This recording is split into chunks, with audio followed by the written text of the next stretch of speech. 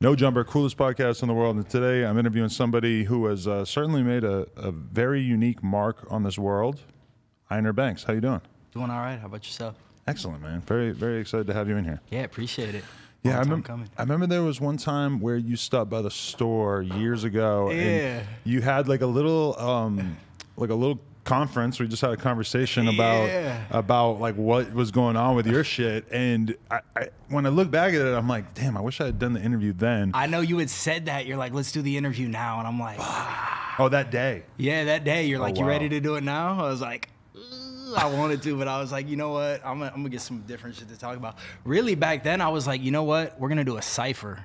In my head, it was just gonna be the easiest thing. I walk in, we have like 20 artists lined up, back to back. We knock out videos, and then I'm like, you know what? If we announced we did a cypher, it'd be way too many artists who wanted to get involved, and there'd be no way to thread it out. Yeah, we actually tried doing that a couple times. Did where you? we just had people come to the office and we were live streaming, and they would just rap, and we would just stand there and like kind of try to judge them or grade them, and it was really, really weird. Yeah, no, it's there's got to be a lot more that goes into it than just let's do this. Somebody's always gonna get their feelings hurt, But you know what was interesting? I remember when you had that conversation with me is that I realized like, oh shit, like this guy's thinking big picture. Like, Yeah. you know, there's a lot of people who might go viral for something one time and you know, just sort of let it be. Yeah. But you definitely like realized the power of the platform that you were already building even early on. Well, I just think with what you do, it's so cool because you're not just the interviews. You're I'm going to go to the hood and see what's going on over here. We're going to vlog this whole tour. Back in the day, you did it on the road. So I was like, you know what? Let's not just sit down and do some casual interview. Let's make it into something else. But yeah, that would have been a little sticky looking back on it, just how to decide who's involved and Oh, doing the cipher thing? Yeah. I mean, that because I remember you telling me about like kind of all the problems that you were having where there were a lot of the same problems I was having where you were inundated. You had 10 million people trying to do videos with Right. you, and you weren't really sure, like, should I do a separate account for all the people who want to pay me to do these videos or Right. whatever? I want to keep my channel kind of like real high quality, but Right. I have so many different people trying to fuck with me. And I just remember thinking like, oh shit, like he actually is really building something pretty dope here. And I think it's really kind of borne out because you're experiencing more and more success as the years go by. Yeah, I think the exclusivity of what you do, what I do is important. You know, you wanna.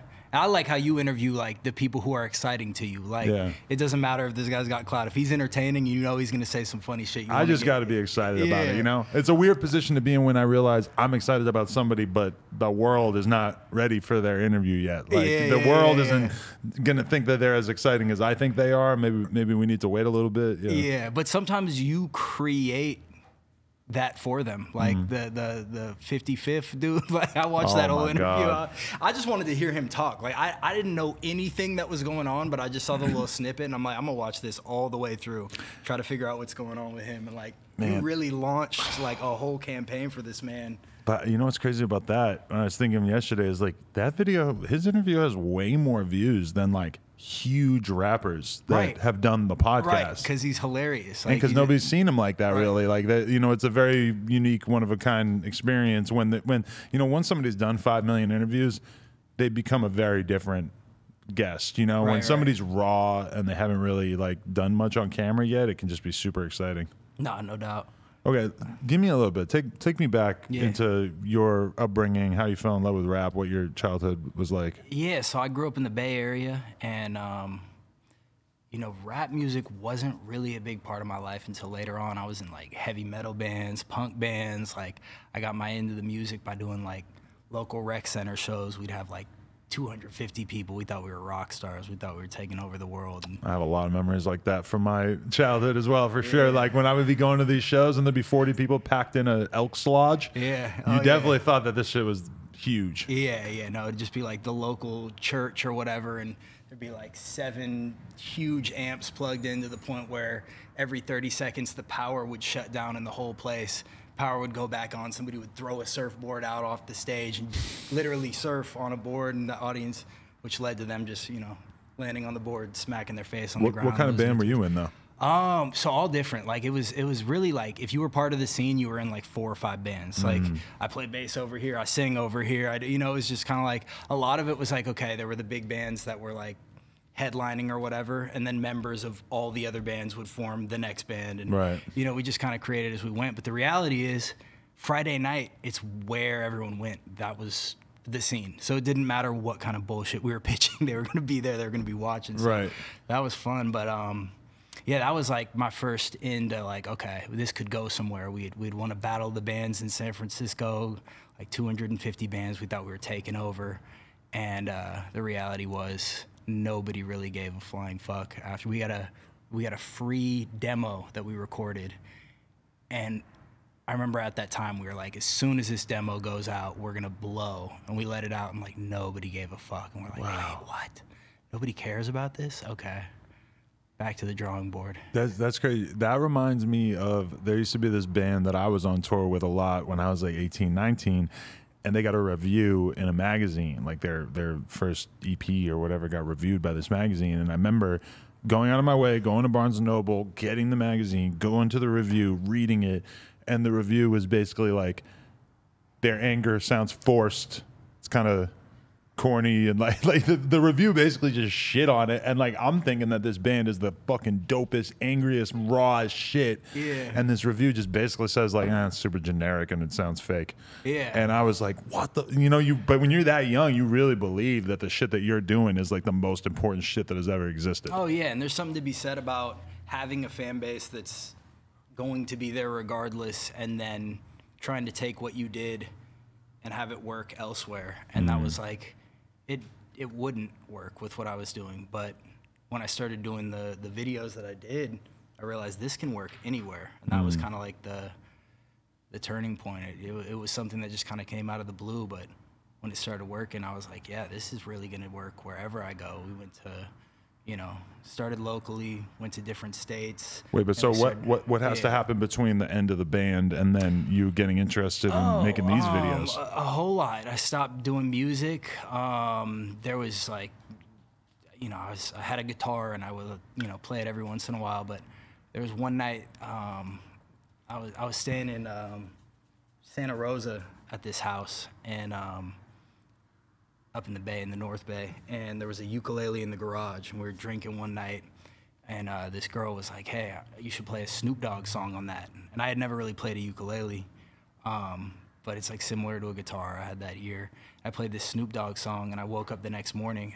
At the time, I had like 150 followers, like nothing going on. Snoop Dogg had posted it, and I was like, oh shit. And I didn't even realize it. I looked at my phone. I was like, what the fuck's wrong with my phone? Like, I had never been viral. I never had anything go on. And, it wasn't anything super crazy, but at the time, like, I had never had any experience with that. And I'm getting DMs like, we want to fly you out. And I'm like, what the fuck are they going to fly me out for? A bunch of different shit like that. And I was wow, like, that's amazing. Yeah, it was out of nowhere. And I thought it was funny. I was just like, this is hilarious. Like, I wasn't like, oh, yeah, this is going to be it. If I run this up, like, I'm going to be able to take off with this. But at the time, it was just like, okay, Snoop posted me. Let me cover. It was back when Instagram was 15 seconds. Let me cover as many artists as I like listening to as I can. And so I did the E40, being from the Bay, I'm locking in with all the Bay Area artists who I've been listening to growing up. And, I started getting reposted by everybody. And at the time, it was still a joke, but, my following's growing and things are going crazy.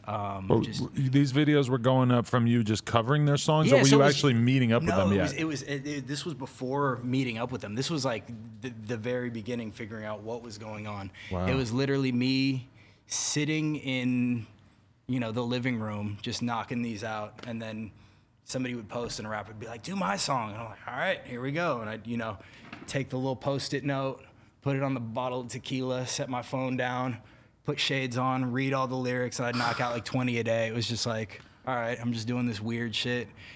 Didn't know where it was going. Didn't think it was going to turn into anything. And it was like, probably like a couple months into doing it, I went to this show called the Thizzler Jam. And I had been covering all these different artists, Neff the Pharaoh, Mr. Fab, E40. And it was Mr. Fab and Neff at the time, who had like the biggest song in the Bay. He was headlining it. He saw me. I was in the crowd just like, there to see what was going on. He's like, hey, you got the thing on you? I was like, I can go get it. Ran outside, grabbed it, and they pulled me up on stage. And I had like, hardly any following. And this dude, Mr. Fab, was hosting it. He's like, man, you're not from the Bay if you don't know who this next act is. He's changed the culture. He's made a huge shit. Like, he's pitching me as if it's like E40 about to walk on the stage, or like something, you know, huge. And here I come with the uke, and everyone's like, what the fuck is going on? I just start playing, and the whole crowd's like, yeah, just going nuts. And I remember walking off the stage, and I was drinking that day. I was just fucking around. I remember walking off the stage, and all these artists were like, yo, we gotta work. We gotta work. And I'm like laughing, like, how are we gonna work? Like, what is that? Come by the studio. We're gonna figure it out. Come by the studio. There was this one artist, Young Gully. He's from Oakland. He's like, come by the studio. Let's lock in. Let's do something. Like, all right. So I pulled up to East Oakland, the hood, some home studio, and recorded some strings. We started doing a song. We went outside, and I got right back to my mode. Like, I'm like, I got videos to knock out. I just set up anywhere and just start, you know, banging them out. And I started doing this song, and I was like, you know what? What if you actually popped in? Like, I'll be covering your shit, and then halfway through, you come in and finish it. And I remember the day that video went live, it was me starting out and then him coming in and rapping. It was like something snapped. Like, everybody who I'd done videos with was like, pull up on me next, pull up on me next. So that night we did like 15 videos. It was the first time I'd actually done me and the rapper. And it was like, you know, Oakland, Vallejo, Richmond, San Jose. And you're just driving around, just let's do you it. pull up at each spot for like what, a half hour, an hour? Yeah, and then you'd see in the comment section like, hey, pull up on me next. I'd be like, all right, DM me the address. I'd literally just be going. So it was at the point where I didn't really understand the exclusivity, the importance of like keeping it select. But at the time, it was like, it really didn't matter. It was just, you know, it was taking off, and it was like, whoa, my following doubled yesterday. You know, those kind of moments where you're like, yes, something's working, and it really doesn't matter how exclusive this is, where I need to be with it. But it got to the point where just were you charging early on, like early for the people who wanted? No, never. Early, okay. no. Early on, no. Early on, you know, this was, you know, 10, 20,000 followers kind of early on. Still, I feel like if you have 10 or 20,000 followers these days and you were doing something like what you're doing, you would still have mad people in the DMs just trying to pay you, just because now people are used to the idea of like a cameo or paying for promo or whatever. Maybe when you started, that was like less obvious. You just were doing it to just spread it. I just wanted it to catch. Like, I just wanted it to work. Like, I feel like people will start to try to charge somebody a little too early sometimes, and they won't allow themselves to blow, or they'll, you know, start doing the ads early on, or, you know, they'll turn the momentum they had into a promo run that can ultimately kind of slow down and take away from the main goal. But early on, it was just, let's knock out as many of these as we can. Let's see how it goes. But it got to the point where I plateaued. I remember it was like around 20,000 followers. I was like, you know, I can't go up with this. This is like where I'm settling in right now. And I was talking to my boy. I'm like, what should I do? Like, this is all the artists that I've wanted to do. I've gotten a video with all the bigger artists, like I can't get a hold of right now. They're not reading the DMs, whatever. And he's like, yo, we got to go to Detroit. I'm like, what the fuck are we going to do in Detroit, bro? He's like, nah, I'm telling you, we got Icewear, Vezo, Band Gang. He starts mapping out all the Detroit artists. And I'm like, yeah, you're right. They're like close by. It's a nice little area. There's, you know, two sides to the city, so you got to worry about the politics a little bit if you're pulling up on specific people. But outside of that, it's like, hey, whoever wants to get involved. So we started reaching out, you know, reached out to 30, 40 artists. Every one of them was ready. I'm like, what the fuck? They actually want to do this. A lot of them knew about what was going on. I remember the first night we touched down, we're like, what are we doing? Like, it's snowing. We'd never been to Detroit. We have no game plan. We're just like, let's see how this works. And we linked up with this artist, Pesh, who was like fresh out of like a 5-year bid. And he's like, yeah, I'm in the studio with Vez tonight. You should pull up. I pulled up at the studio, and Vezo looked at me. He's like, hey, I know what you do. Come on, let's do it. And that night, it was like one of the first Detroit videos to take off. It was the video with Vez. And that blew up. Like, that was one of the biggest videos that I'd had yet. And that next morning, it was like, we're in Detroit. Every artist in Detroit's like, pull up on me next. Let's do this. I was like, fuck, it's working. We went and linked up with everybody in Band Gang. We went and linked up with Peasy and Snap Dogg, and you know, everyone who was in Detroit at the time who was ready to work. Damn, so you knew Peasy before he did this most recent bid. I didn't even know about him until Rio started telling me. You know what's crazy about Peasy? I had like no following, and I was doing an interview at For Show magazine. Peasy's like, I want to do a photo shoot with you. I'm like, what you mean? I'd never had a photo shoot done. He's like, called over the camera dude, cashed him out like $200 or whatever. He's like, let's do a little shoot. Paid for a photo shoot. Me and him just like in the lobby, just like posted up with a bottle of Hennessy or whatever. Posted all the pics, like with this, like, you know, my brother coming in doing crazy. You know, he was just like co-signing the fuck out of me. And I was like, damn, that's love. Like, people don't really do that, where in the Bay, I'd never really had somebody be like, I want to highlight what you're doing and like appreciate you for just being you, like outside of a video. But yeah, that was like one of the first cities that really like validated us being able to do this wherever we went. You know? Can you just hear a song and know how to play it? Yeah, yeah. Really? Yeah. So there's no prep time or anything? Yeah, most of the stuff is on the spot. I mean, you know, more often than not, like an artist will have a song and I'm like, let's do like 3 or 4 and really figure out which one it is, because their idea of what might translate well may be close, but oftentimes it's like, you know, we'll plan to do this one and we'll shoot 3 other videos and we'll realize the one we planned on is the worst out of all of them to go with. But yeah, most of the time it's just pull up, hear it, and go. Does it help a ton when the beat has strings in it? Or no, that's actually worse. Really? Yeah, well, because nobody knows what a ukulele is, so they automatically assume I'm playing a guitar. So they'll play a guitar beat, which is a different instrument than a ukulele. Like, oh, this is perfect for you to do. I'm like, well, that's a guitar. I can go get a guitar. I've done videos where it's just the guitar, which makes a lot more sense if it's a song with a guitar on it than a ukulele. But no, everyone always picks a beat with strings on it. And but I'm like, so the ukulele is better at sort of imitating what part of the beat? The keys, or? It really depends. Like, more often than not, like I tune my ukulele differently every video. So like I'll hear the chord progression or the beat of the song, and I'll hear what the lowest note is. I'll tune the lowest string on the uke to match that lowest note, and then construct the chords around it. But yeah, more often than not, I hear the beat and then I tune the uke according to how the beat sounds. That's why a lot of ukulele players are like, how do you play that one? I'm like, yo, I did some crazy shit with the tuning. Like, you're not gonna be able to figure this out. You know? Really? Did you consider yourself like a very gifted musician prior to all this, or because a lot of the dudes in bands and stuff, it's like they would willingly admit, like, I'm in a metal band, I'm in a hardcore band, but I'm not saying I'm great at this. I can just play these songs. Yeah, you know? no, it was never about me being this like amazing musician. And I always thought that was so funny, because there'd be like these hardcore shredders who've just like mastered sweep picking, and they're like, you can't play for shit. And I'm like, yeah, I know. Isn't this crazy? Like, fuck you, bro. Like, wow, I don't know what to tell funny. you. Like, it's working out. How's what you're doing going? Oh, nobody cares? Because that's the thing. Some of the most talented musicians in the world just play the craziest shit that if you're another string player, you appreciate, but the mainstream is not trying to sit there and listen to somebody just shred for hours. Right. You know, just there's no... It's like that with so many things, because, like, you know, I know a lot of the BMX riders who are, like, the best in the world. Like, they're absolutely incredible. They can do the most technical things ever.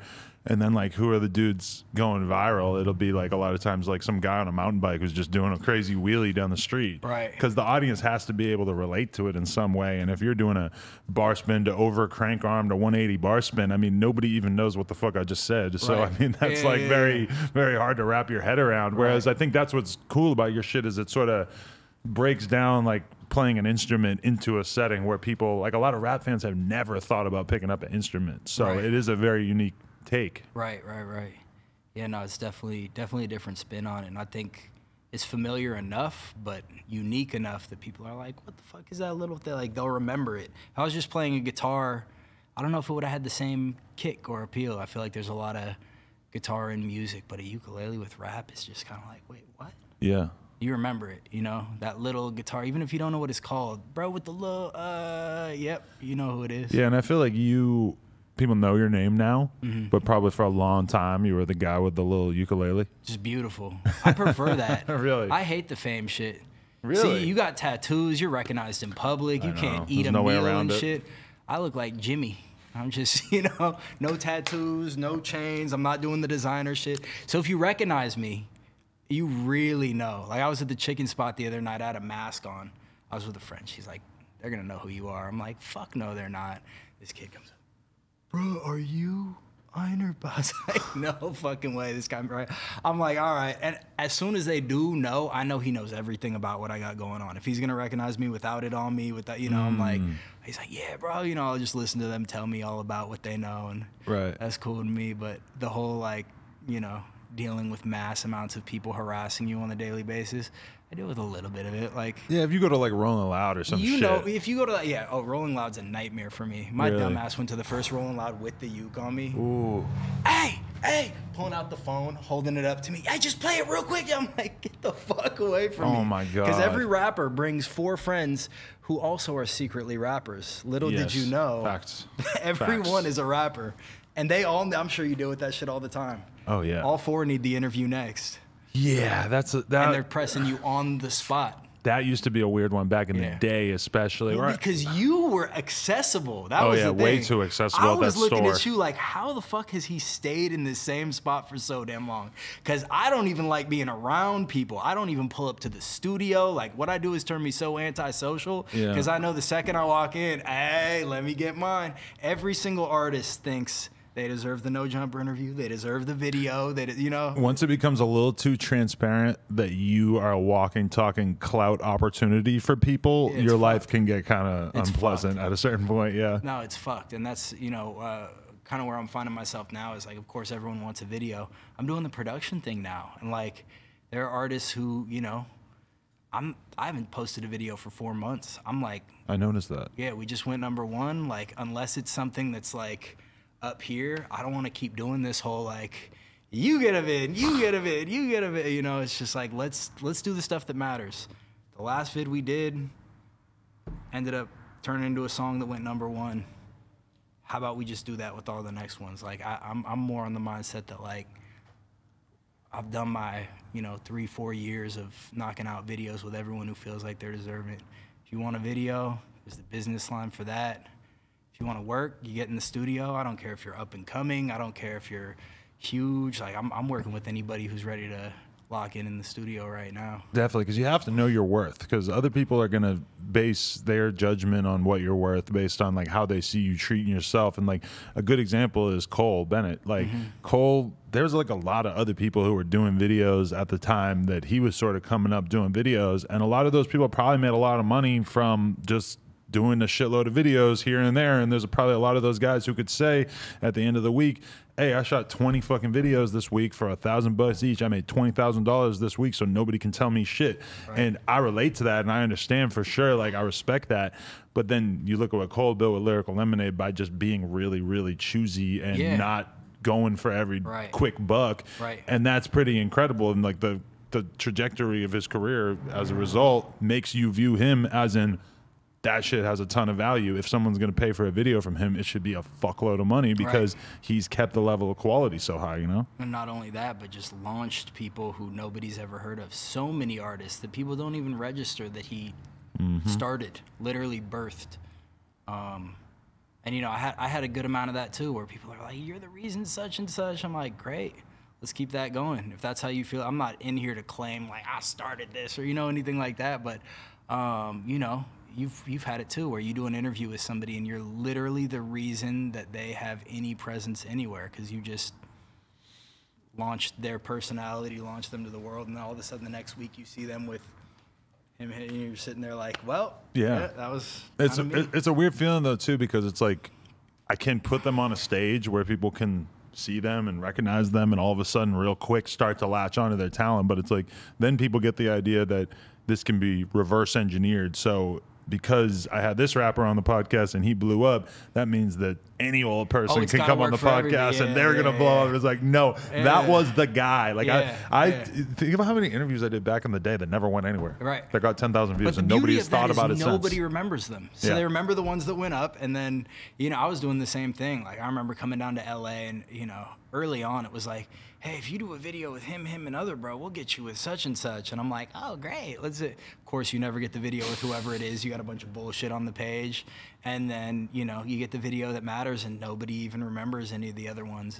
And, you know, you can archive them or just leave them. It's still going to, you know. Were you going out of your way to get into the production game, or how did that come about? So, yeah, that was actually just as I was doing the videos, I had a producer in the Bay. He's actually from SAC, named June on a Beat. I don't know if you're familiar with him. He was doing a lot of the Mozzie stuff, and he had hit me like, "Yo, come to the studio." And I'm like, "What the fuck are we gonna do with the studio?" He's like, "Just pull up on me in SAC." I had a buddy who had a house like right down the block from him on the river. I had a guest room, like it was a perfect party house to just do whatever at. And I went out to SAC and I started working with him. And just he's like, yeah, you play the big one, like the guitar? Yeah, okay. Lay down some licks. Started laying down guitar licks and made it into a beat right on the spot. He's like, there's this artist named Mozzie coming over right now. I'm like, okay, I don't know who that is. This was like before Blotted Up, before he even came up. This guy walks in with the ankle monitor on, matted dread. And I was like, what the fuck, who is it? Mozzie is pretty clean cut now, but people forget that when he was a real lean sipper, his demeanor was very different. I was so confused because I was like, he's the artist? And then we ended up cutting songs on the spot, and I was like, yo, this is crazy. He's saying things I've never even heard of. Like, he's got his own lingo, all this shit.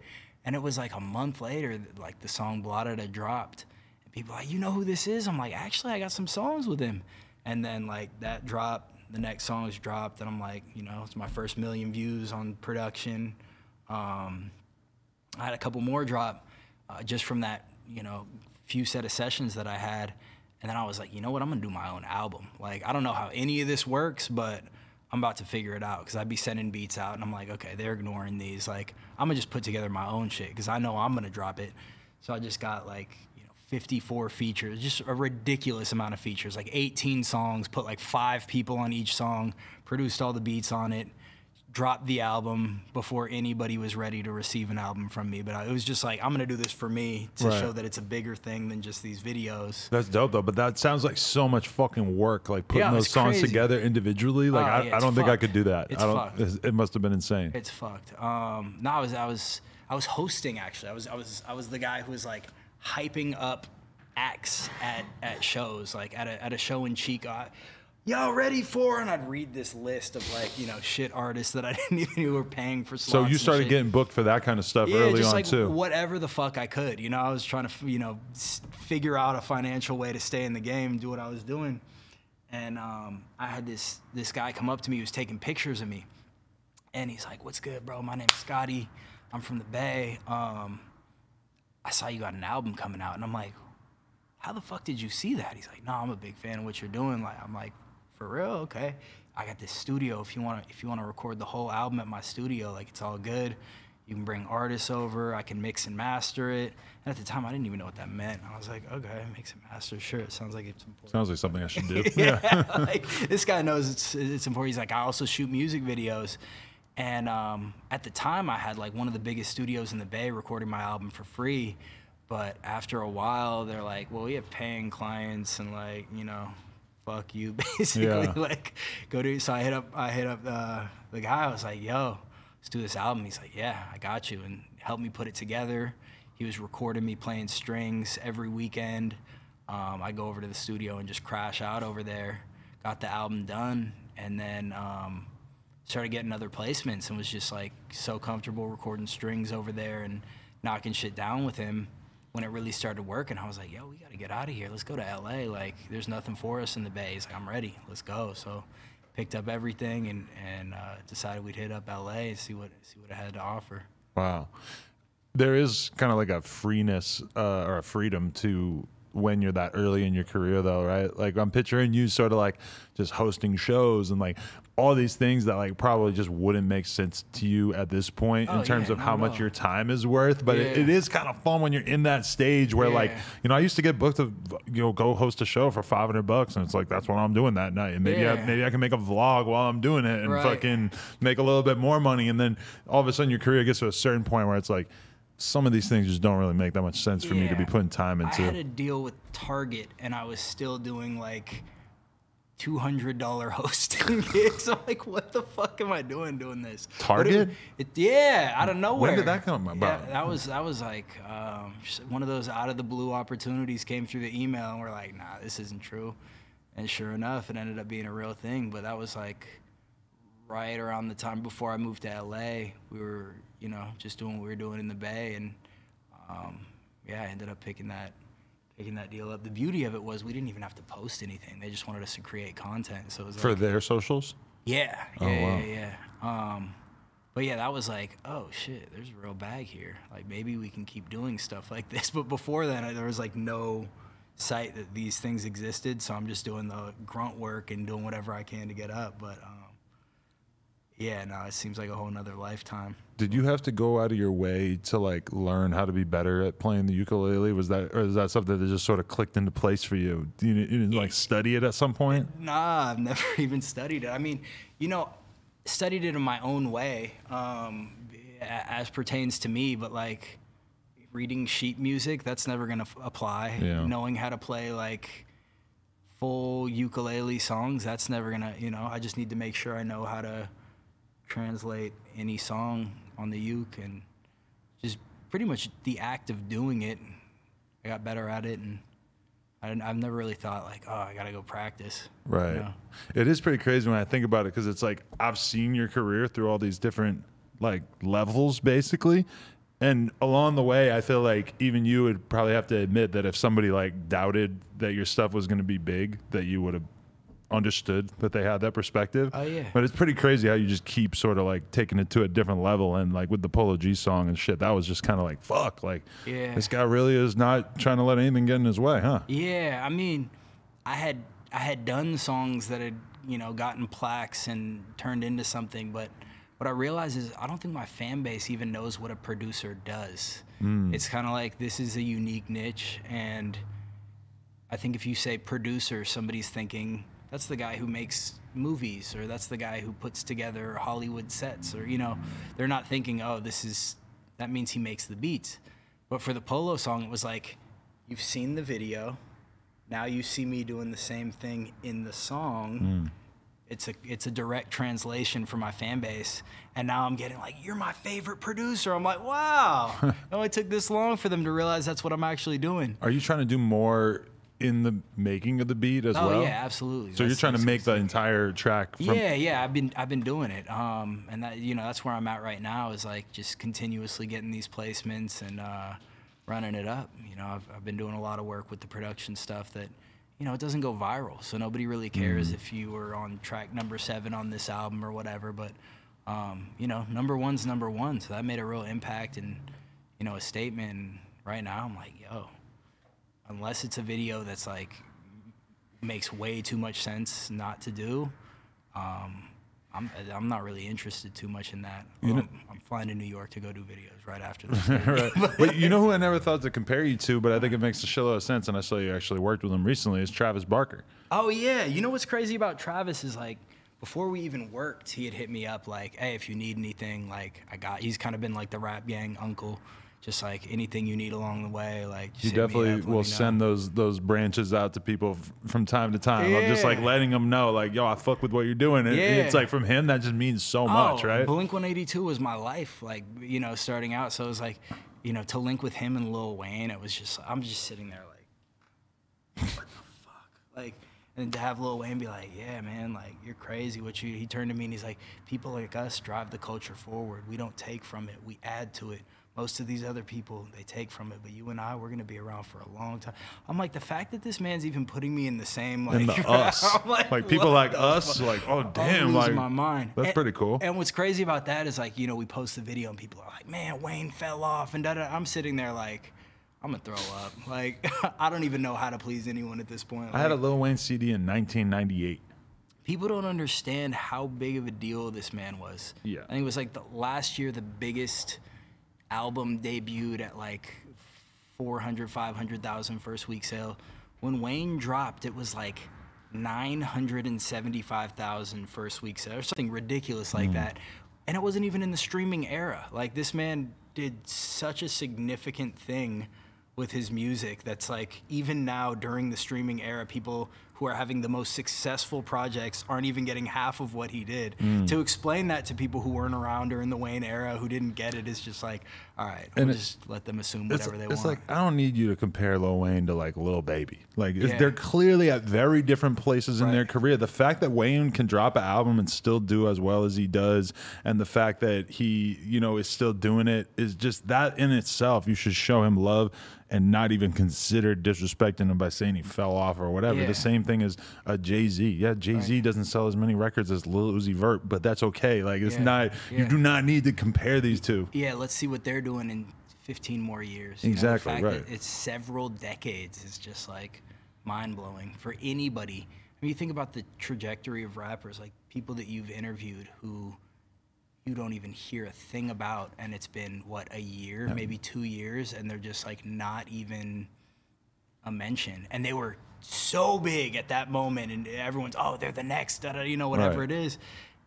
and then they're gone. It's like, for somebody to actually not only make their mark, but continuously over decades drop music that actually, you know, shakes the industry is insane to me. Yeah, because I mean, like, Travis is someone who can just lend his drumming to any given rap song and just completely change the feel of it. And also there's like a marketing angle where some people are going to check it out just because of the fact that Travis is associated with it. And I feel like best case scenario is that you kind of have a similar power or like a similar ability. And that actually makes me wonder, like, what other like instruments could somebody kind of become like the signature guy who does that instrument and is a part of hip hop? Because rap was kind of like based on not involving live instruments. A lot of people still to this day will be like annoyed when they see a rapper perform on Saturday Night Live and they have a live band or whatever.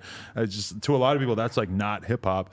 But I mean, you see it over and over and over where people are able to sort of carve out a lane for themselves of representing that instrument. Right. The biggest thing for me is like, how can I create something that'll stay?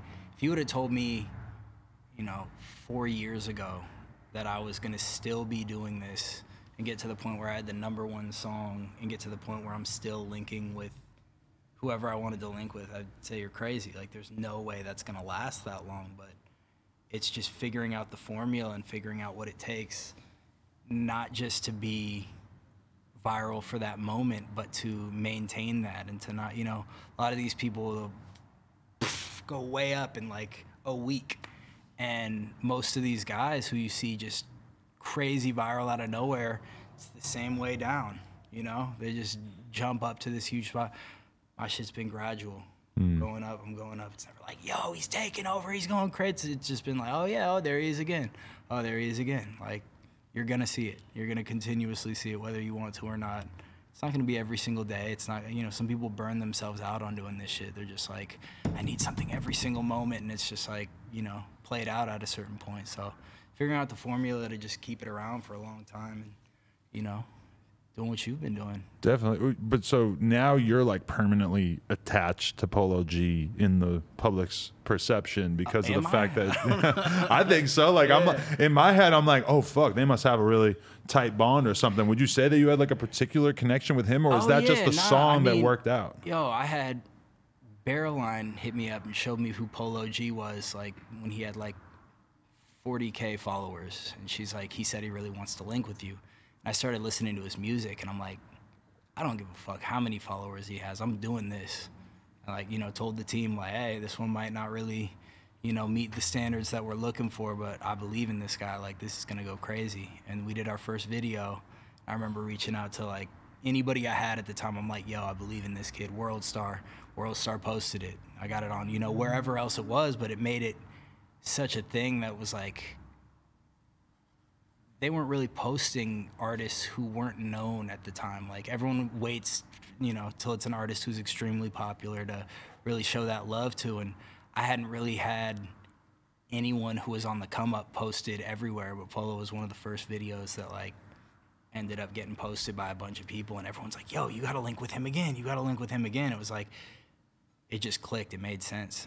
And we'd been doing videos for so long. It's like, every time something's rolling out, you know, we got like 15, 20 videos in the cut, whether we posted them or not, but we've, you know, been doing this for so long. So for the fact that that's the, you know, record that ended up going #1, that was something that I started with believing in it before it was cool to believe in, before it was, you know, he was somebody. And, you know, I look at his situation like I view him as the same person I met him as. I'm not like, yo, he's this huge, like, superstar. I'm just like, you know, this is the same person. I remember looking the other day, I'm like, he's at 8 million followers. Like, is it it's really? mind-blowing. Yeah, oh my God, like, that's insane.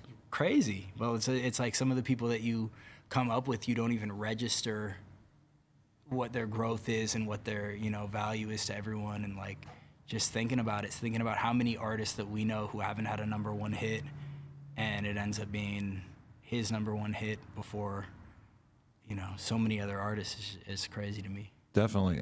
So can you explain how this happened to me? That the song was originally on what, a Murda Beats beat, and then you put strings over it, or how did this actually play? So I don't really know the details on that.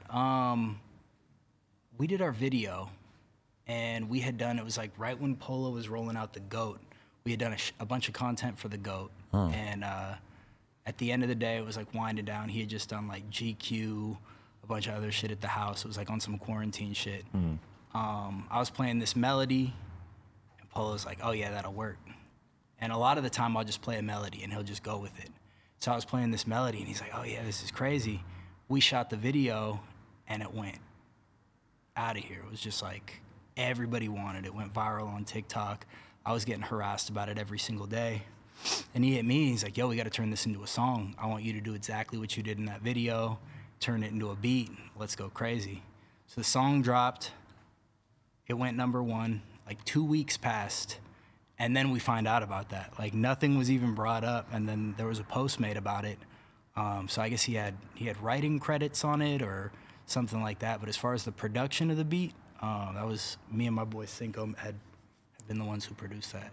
Okay, so you think Murda was confused, or was there like an earlier version of the song over the beat that he had? You probably know more about it than I do. I heard there's a bunch of different theories on it. I don't know. I actually just thought of it while we were doing the interview, and I'm like, oh, I wish I had researched that particular issue. I don't know if he said anything about it, but I saw that he had posted that he had writing credit on it, and hey, shout out Murda. Right. See, this is what happens when the Chicago rappers start letting white people get involved. Hey, man, more power to everybody, you know. It's a #1 record.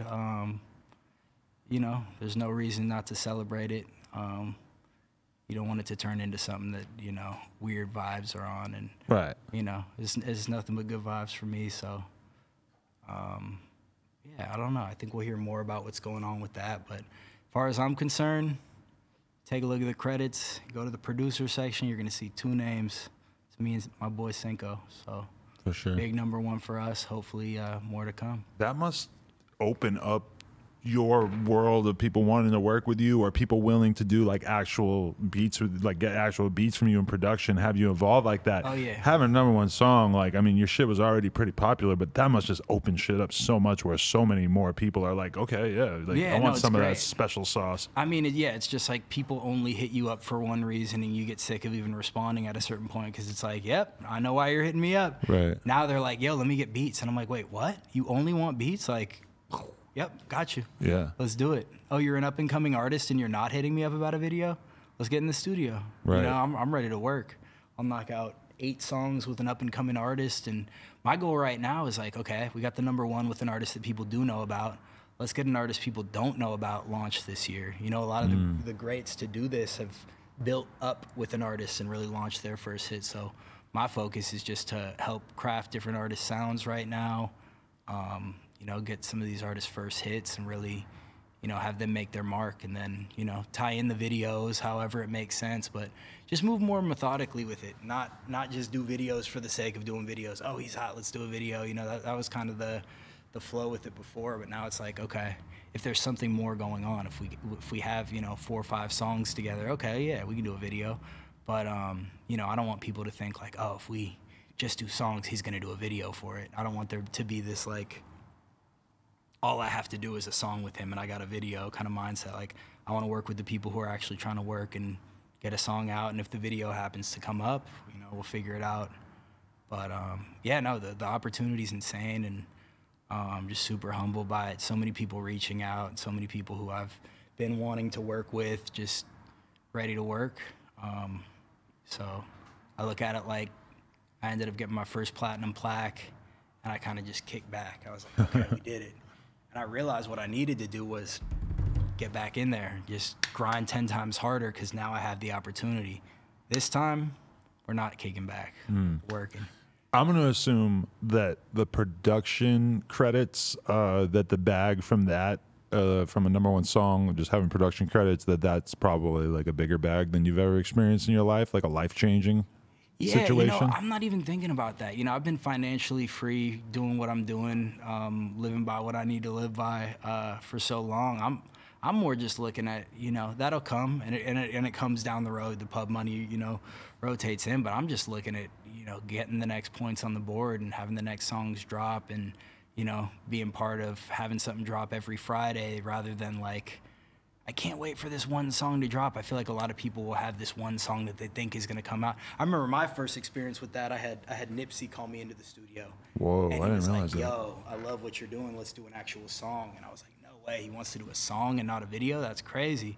We did this whole song. He had me record the uke into the mic. We were in the main room at Paramount. And I'm freaking out. I'm like, holy shit. Like, how did this even happen? He found a video online and then found my number, called me, told me to come to the studio. He turned around and he's got the track list for Marathon. Right. And I remember he erases #6 and he writes that song. Wow, really? I was like, yo, I'm on Nipsey shit. You took a song off the album? That's crazy. I went and told everybody. I'm like, yo, fuck what y'all are talking about. I got a song on Nipsey shit. Da da da. I was going off about it. Lo and behold, the track list drops.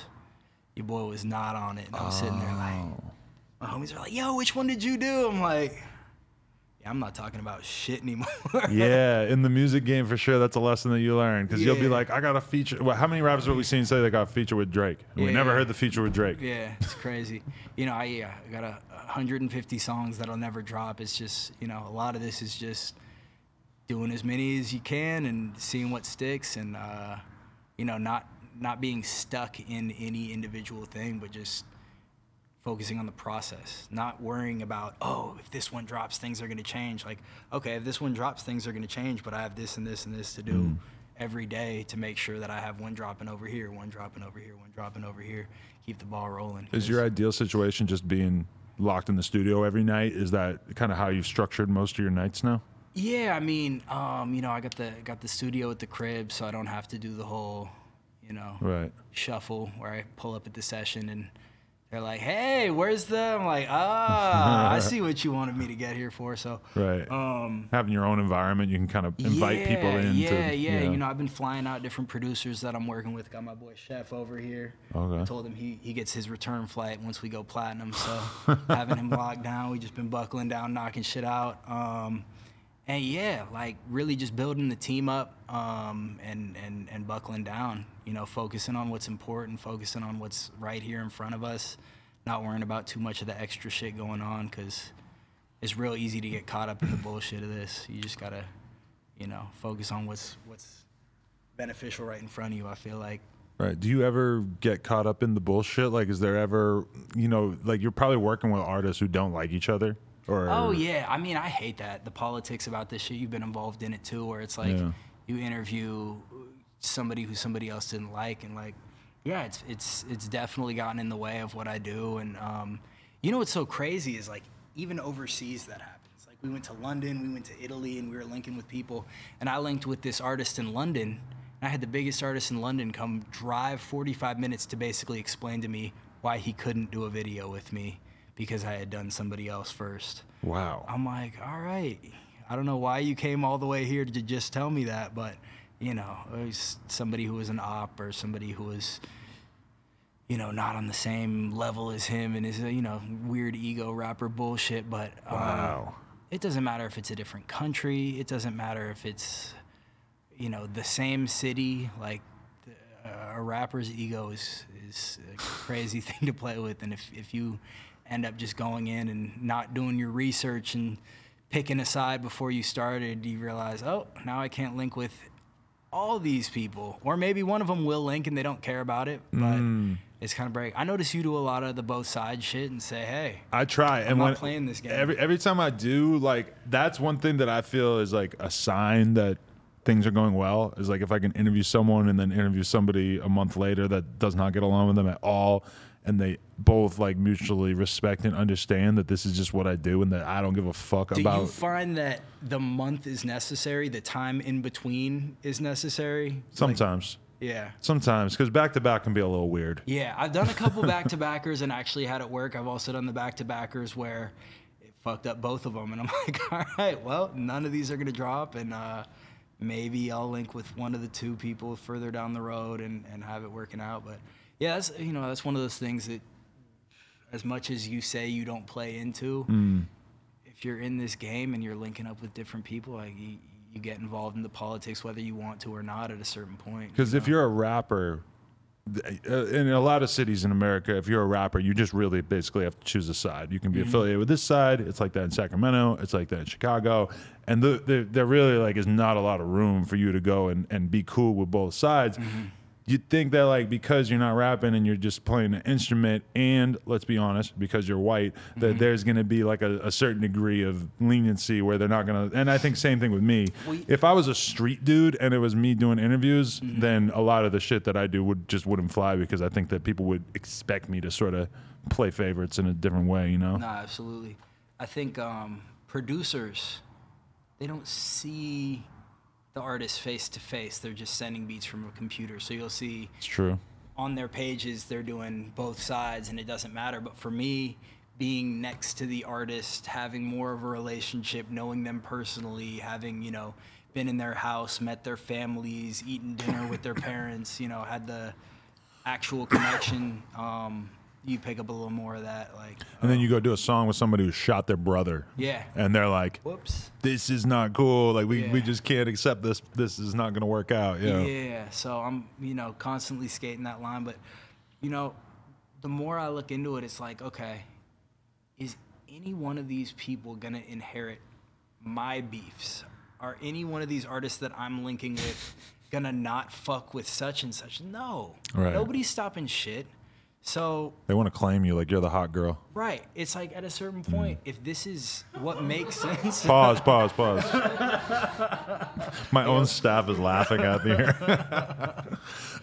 But yeah, it's like, you know, at a certain point, you got to just say, this is what makes sense business-wise for me. If somebody's so upset by it that we can't ever work again, that's crazy, but it is what it is.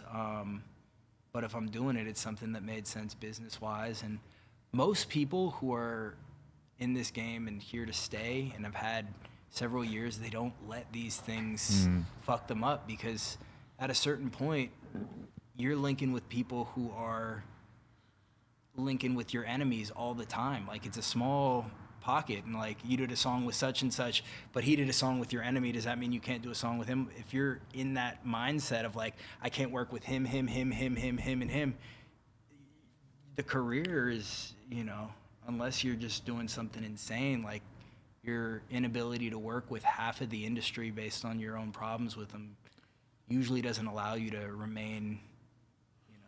My perspective relevant. on it, though, is at the end of the day, you might not like this guy, like, you know, I'm speaking hypothetically to like a guy who's on one side of the beef. You might not like this other guy, but at the end of the day, I need you to accept that I'm trying to let a young man who's coming up in the struggle, who realistically probably hasn't had a whole lot of economic good fortunes in their family's history, I'm trying to give him a chance to talk about his life and presumably like promote his music and make money off it and get booked for shows and have some artists see him. I'm trying to help move along whatever the fuck he's doing. If you can't respect that just because you have a street beef with him, if you can't accept that I'm on the outside of that and that I'm just trying to help somebody out with their career and make some content along the way, then I don't need to be cool with you. And that's just realistically how it is. But there's also other options, like, or situations where, like, let's say that there's a really popular rapper and then they have a op who's not a really popular rapper, but I know I can get fucking millions and millions of views if I interview the guy on the other side of it. Sometimes you got to say no to that, because I don't want to necessarily be the guy making this guy famous. You know, if he's not huge yet and he's going to come on here and talk about that beef in extreme language, whatever. I mean, sometimes you just don't really want to be playing into that either. You know? And then, you know, that gets all the, I mean, the Fed's comments and all the bullshit you got to put up with. Like, look at him trying to, rather than in reality, you're just trying to have a chit chat. And then what it turned into was, you know, he's playing sides or he's, you know, whatever they're going to say. But what's the sketchiest situation you found yourself in doing this? Because I'm sure it's gotten weird. Oh, yeah, no, shit's been, well, I came up off of like pulling into a city and going straight to the hood and linking with like the street artists. Like now I'm, you know, linking with artists who come out to LA and it's like that. But we would do, you know, we did Detroit, then we did Baton Rouge, Louisiana, and that was crazy going into Sherwood and seeing like I'm the only white guy around. Everyone's got, you know, 100 rounds on their shoulder just hanging out on the lawn. I'm like, oh, I need to go to more of the places where you're allowed to just display your firearm on the block, because that sounds crazy. Fucking ESTG was just telling me about how wild that shit was, or how it is, like where he grew up and everything. Yeah, I think the craziest, like we've been in a lot of like really dicey kind of situations, but I think the craziest for me was going to Baltimore. He had done a video like literally the closest thing to a zombie apocalypse I think I've ever seen. Like extreme poverty and you know, you pull up at the stoplight and you have somebody literally clawing at your car trying to get in, like just in the middle of like, you know, 1 in the morning. Wow. We did a video in the hood. We didn't even know where we were, which was probably not the best decision at the time. I got my buddy who's, you know, from Huntington Beach, never been on the road. He's just, yeah, I'll come with you and shoot videos, whatever. We rented a Challenger. We had gone from New York to through Jersey and Philly down to Baltimore. We were going to DC, and we were linking up with this artist, Moose, Boosie's artist. And we went into the hood and shot this video and, you know, did the classic like photo shoot in the hood with everybody. I can't come in, all the people come out, get the flick with me, whatever. And they're like, all right, we're gonna go. Like, you know, you guys can do your thing. We didn't realize where we were. And you look around, it doesn't look like anything's going on. But they left. We're sitting in the car, got the GPS out. We're trying to figure out like how to go to the next spot. We look up and there's this car that pulled up in front of us. This guy hops out, get the fuck out of the car. My boy, who's driving, sees that and just starts flooring it. Guy hops back in the car, starts chasing us. So we're like in the middle of the hood. This guy swerves around him, almost hits the guy who's got a gun out, telling us to get out of the car. They're chasing behind us. He's going like 90, running red lights, like burnt. You know, we had a pretty fast car, so they didn't end up catching up to us. But I looked up and I'm like, yo, we're gonna die. Like this dude is like, you take a look at him, and you're like, he doesn't care. Like he's gonna shoot us. Like, what the fuck? Yeah, so we hopped in the car and started going, and my boy was so, he's like, what the fuck? Bro, I'm never doing this shit again. Da, da, da. He's running red lights, he's burning out. We didn't slow down for like 15 miles. I'm like, bro, I don't think he's behind us anymore. He's like, I'm not fucking stopping. We need to get the fuck out of Baltimore. But yeah, situations like that have happened a lot, just kind of coming up. And I find more often than not, it's like, okay, why the fuck are you in the hood? If you're there and you're linking up with the person who's there and they see you and everyone else knows you're connected with them, it's all good. You don't just go into the hood and hang out and think shit's sweet. And like any situation that has been like that has been us like hanging around for too long afterwards or something like that. But that's how I always feel, is like when I do vlogs where I go to somebody's hood, I'm pulling up and I'm pulling up with my guys, and I'm not getting out of the car until I'm with the people that I'm supposed to be with. And I'm not going there unless I feel very confident that the people I'm linking up with have seniority and rank in that area. Like, so that, cause you just don't want somebody coming along and basically like telling them how it is. It's like, no, I need to be with the people who are calling the shots here. And then I'm not trying to hang out for too long. We can kick it for a couple hours, whatever. But as soon as, and I hate that it sucks too, because I will tell my crew, everybody I'm with, I'm like, listen, no Snapchat. Film the video on your phone, save it. Don't put it on your story. I don't want people knowing that we're here until as late as possible. And then inevitably, like hella people you don't even know will start Snapchatting you right away, and you can't just be like, yo, you're all of you, don't post that. Like that just kind of happens. But yeah, I just try to like get in, get out, just because you realize how much attention you're bringing to that area by being there, and you just have to be respectful of that, because realistically, like, if the block gets shot up because you're there, that's kind of on you too. You know, like, if the block gets shot up, there's a pretty good chance that somebody besides you is going to get hit. And if it's because you're there, that's not really a great position to be in, you know? Yeah, I remember pulling up in Sherwood, and we were linking up with Sherwood Marty. He's like, oh, yeah, just pull up over here. I didn't know what the fuck Sherwood was. I thought it was, like, just a random street. I didn't realize it was, like, where cops won't even go. Like, just this, like, own sub-area of Baton Rouge. And getting out there and not knowing where Marty was, but he's like, yeah, pull up on us.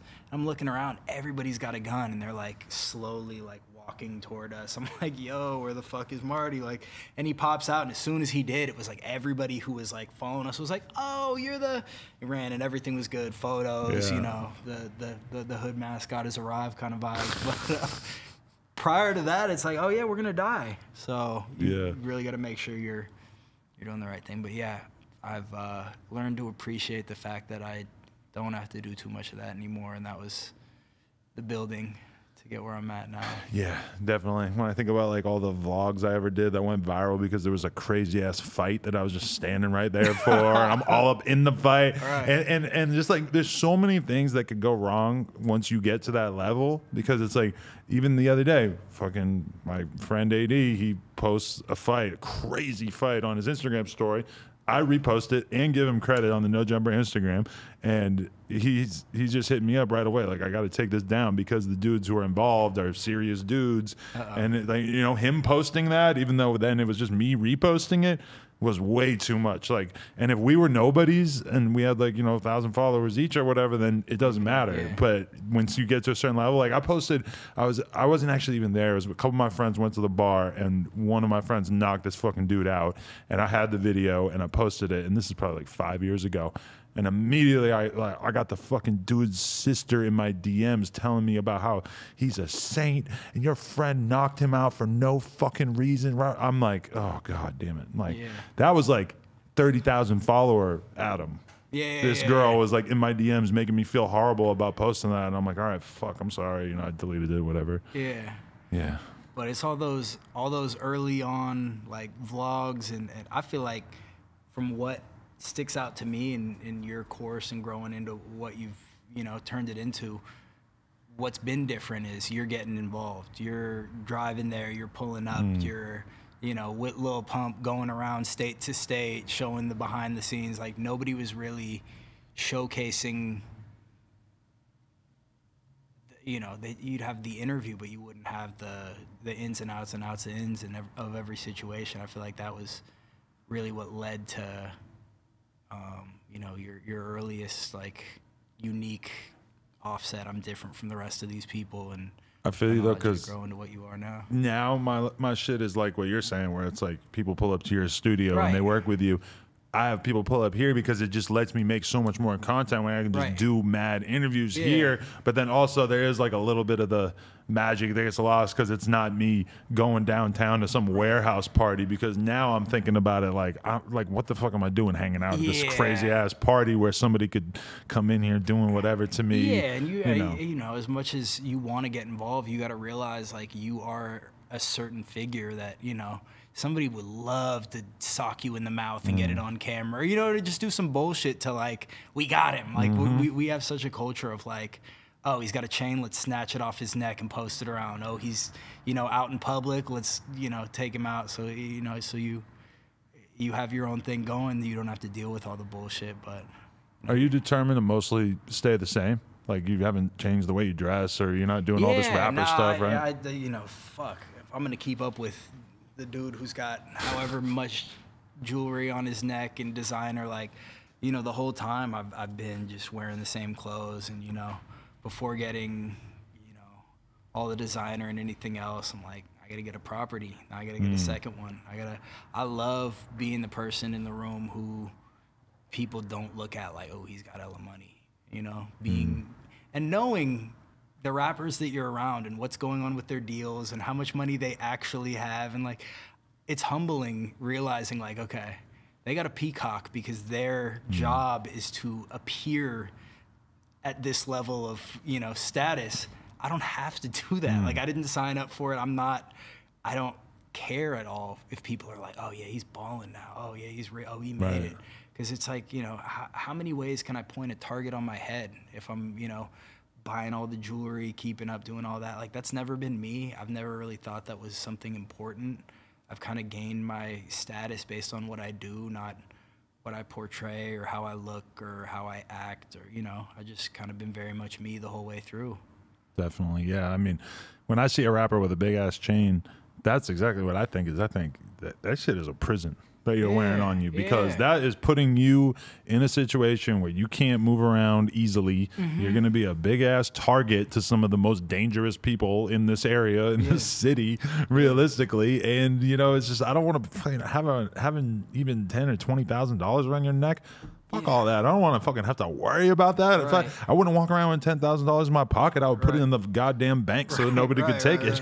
But on top of that, it's like, okay, that's half your advance. Like, we know what these deals are. We know how much money they're getting. We know how much they owe. We know what that all. So I'm like, you have all the money that you owe to the label around your neck right now. Now you need to make that much that's around your neck to pay them back to get into the spot. And guess what? You need a new chain in 2 months, because you signed up to now compete with him and other bruh who just got a brand new chain, from whether it be from somebody who bought it for them, their CEO, their big homie or whatever. Like, you're going to be the guy who hasn't got a new chain for a year. You want to be that rapper while all these other rappers are getting, like, you've signed up for it now. I just know too much, because I remember when OJ the Juice Man came out and he would have like mad different chains all the time, and shit would be changing, and I would be thinking like, wow, that's crazy. Like, he must be making so much money that he's changing his jewelry out all the time and shit. And then at a certain point I noticed like, oh, he's been wearing the same chain for a long time now. And then I watched an interview at one point where they said, what's the biggest mistake you ever made? And he said, spending all that goddamn money on jewelry. And I'm like, well, I guess that's all I need to know. Yeah, and you're not going to get your money back, too. Yeah. Nobody's trying to buy those back from you, especially if, you know, you got a giant bald eagle covered in diamonds on your neck. Somebody will rob you and try to take your life over that chain, but then meanwhile, the jeweler that you bought it from won't give you a third of what you paid for it. Right.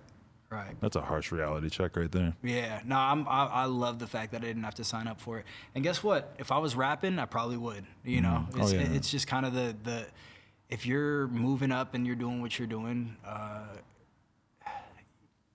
you kind of have to. I don't know. I hate to say it. Like, I'm all for being your own unique individual, but in this day and age, depending on what lane you're going in with music, like, you've entered into competing with the artists who are doing all these things. If you're not, how are you really competing? That's why I always thought it was cool when TJX6 came out and he had no haircut.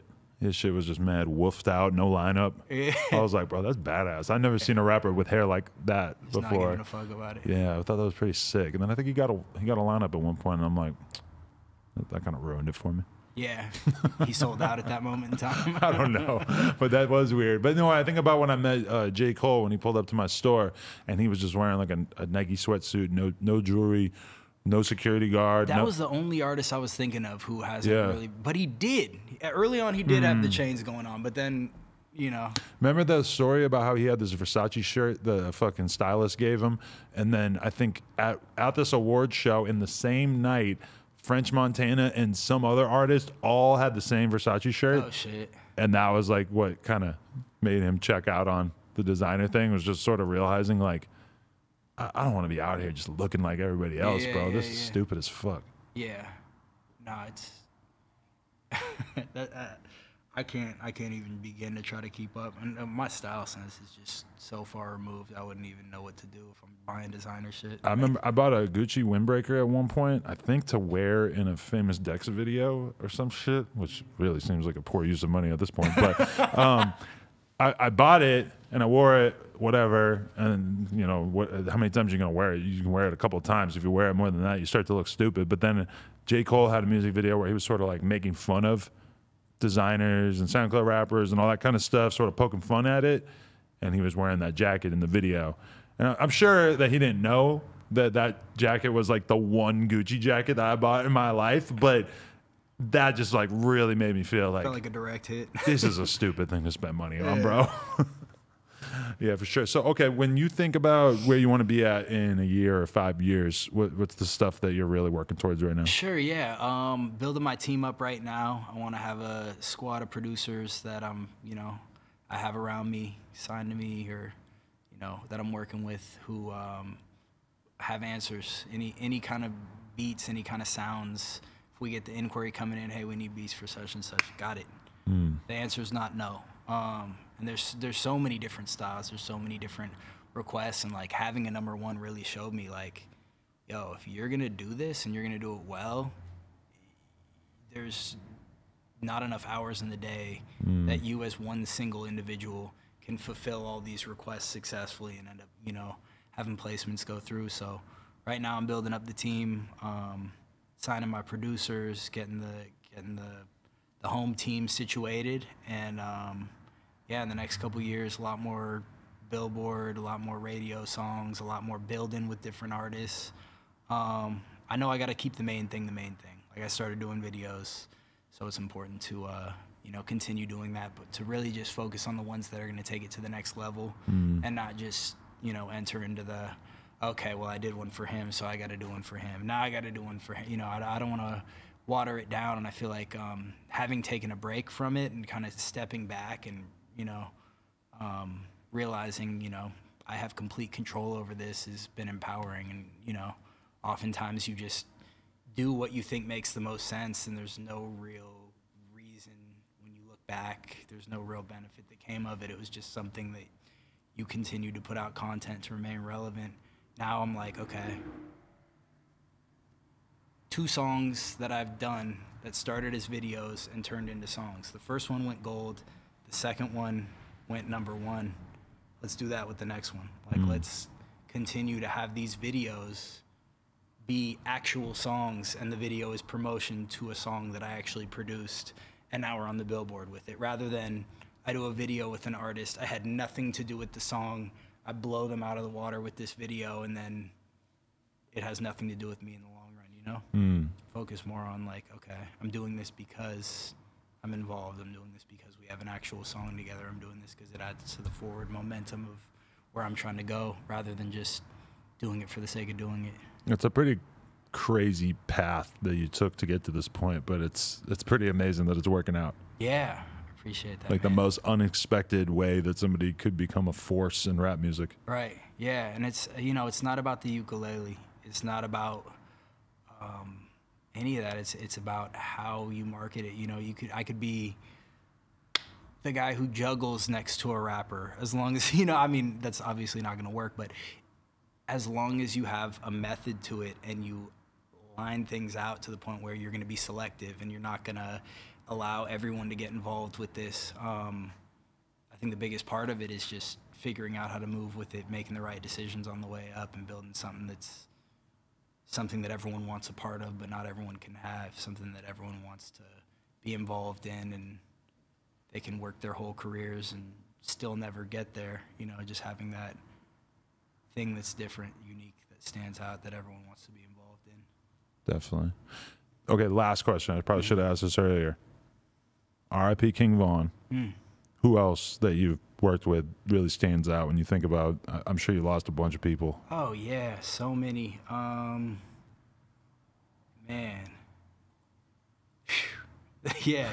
I'm sure your list is even crazier.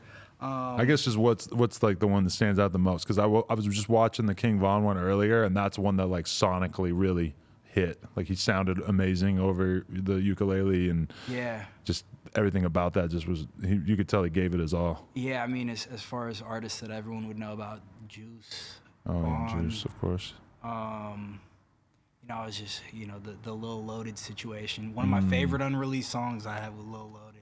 Wow. It's just so sad to see things end that way with an artist who's just at the beginning of their career. But there have been so many. I mean, Lil Yase, he was an artist. I was driving down to Draco's baby shower in 2016 with Yada and Yase from the Bay. Wow. I didn't even know who Draco was, and I'm pulling up, this guy's got like a 28-inch rim fucking Escalade parked out front of the baby shower, coming out in a zoot suit. I'm like, what the fuck is going on out here? But they're like, yo, we got to get to LA, we got to do this. So Yace was a big part of me building in my own hometown and kind of turning up, getting down to LA and turning into something bigger. And that was super devastating. We discussed doing an interview super early on, and then it never ended up happening. And I think he might actually hit me up at one point that I forgot to respond to or something. So when I heard about that, that hurt. Yeah. No, there's been so many. I mean,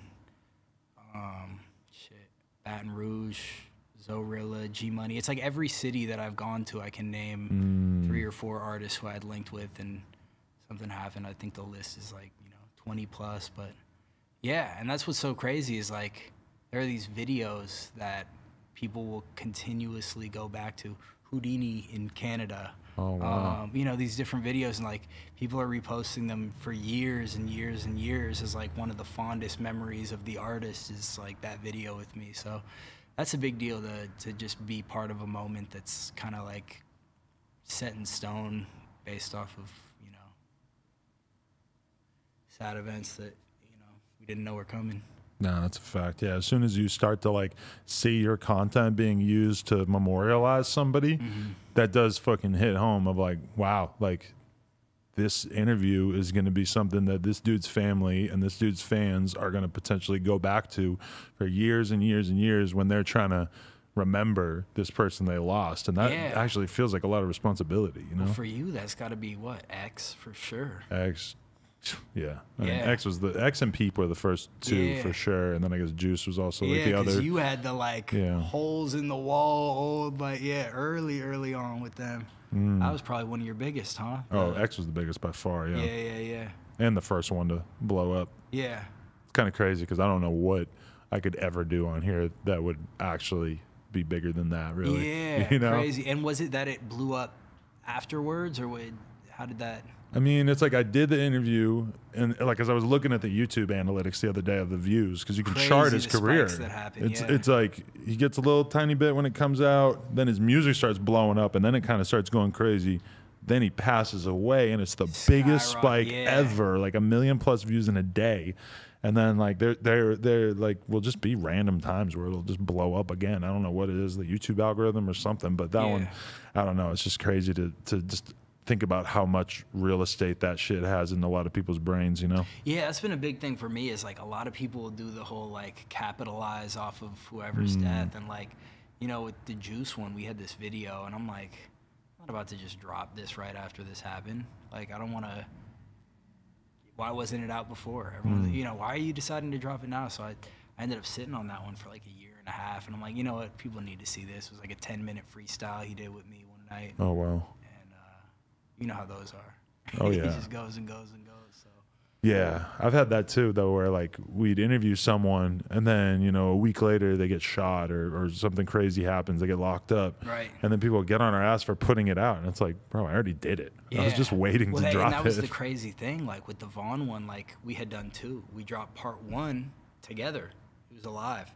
Part 2 was supposed to go up the day he had passed or the day after. Wow. And I had, tapped back in to check that all was well. And, the people close to him on his team said to drop it. So let it go. And, a lot of mixed opinions on it. But, some content I feel like why change the game plan when that happened if that was what the game plan was? Well, this is more important now. It's more important. It's going to mean more to more people. Right. I was going to put it out already. Right, but you deal with all the backlash. And people love to just be like, oh, it's like their job is now to like shame you for it because that's just how. Like interviewing somebody or doing what you do with someone, either way, it's just glorifying them. Right. It's just saying, I think this person is awesome and this is a piece of content we did together and I think it's great.